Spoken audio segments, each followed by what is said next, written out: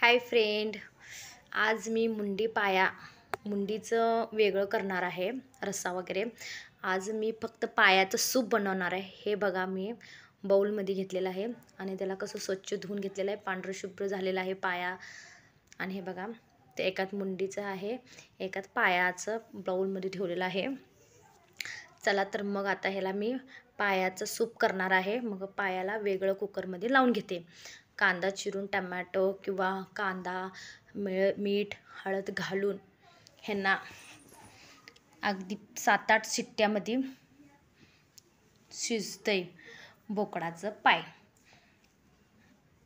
हे आपल्या हाडांसाठी, ज्यांचं हाडामध्ये कॅल्शियम कमी आहे, हे महिन्यातनं 1 ते 2 वेळा महिन्यातनं हे सूप बोकडाच्या पायाचं तुम्ही नक्की करायला पाहिजे आणि प्यायला पाहिजे. अगदी साधी सोपी आहे. थोडं पैसे जाईन, म्हणजे थोडं जाणारच, खरं आपल्या शरीरासाठी थोडंफार तेवढं घालवायलाच पाहिजे.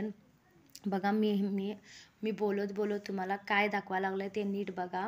मी मीठ घातलेलं आहे, हळदसुद्धा घातलेलं आहे हे, आणि पाणी जास्त घालायचं नाही, थोडंसंच घालायचं. चला तर मग थोडं घातल्यानंतर एक अर्धा तांब्या घालायचं पायाच्या सूपला. आणि आता मी शिजायला घेतलेलं आहे आणि शिजून झालेलं आहे. बघा पायाचं सूप किती छान टेस्ट आणि चिटक असते. आपल्या हाडांना, पोरांना वगैरे पायाचं सूप देत जावा. हेच त्यांचं कॅल्शियम असते, हेच त्यांना आत्ता पौष्टिक मिळत असते. आणि झालेलं आहे माझं पायाचं सूप रेडी. आता मी सगळीजण पिलटीत काढून खायला घेणार. मला तर खूपच आवडते पायाचं सूप.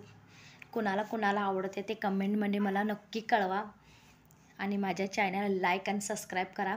बघा पायाचं सूप कसं बनवलं आहे. मग आता बघा, मुंडीचं रस्सा आम्ही वेगळं करणार आहे, ते आमटी करणार आहे. पायाचं आता मी सगळ्यांना प्लेटमध्ये मी काढायला लागलो. आमचे पायाचे सूप हे असंच आम्ही खातोय पण पितोय पण, त्याचं सूप पितोय. अगदी टेस्टी. घरात जणांना सगळ्यांना मी काढत आहे. बघा अगदी टेस्टी. तुम्ही नक्की ट्राय करा आणि माझ्या चॅनलला लाईक आणि सबस्क्राईब करा विसरू नका. व्हिडिओ माझे अगदी साधी सोपे असतात. माझे चॅनल जास्तीत जास्त तुम्ही व्हिडिओ बघत जावा.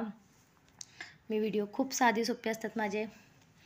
आणि जर माझं काय चुकलं असलं तर मी क्षमा मागते, मला जरा समजून घ्या.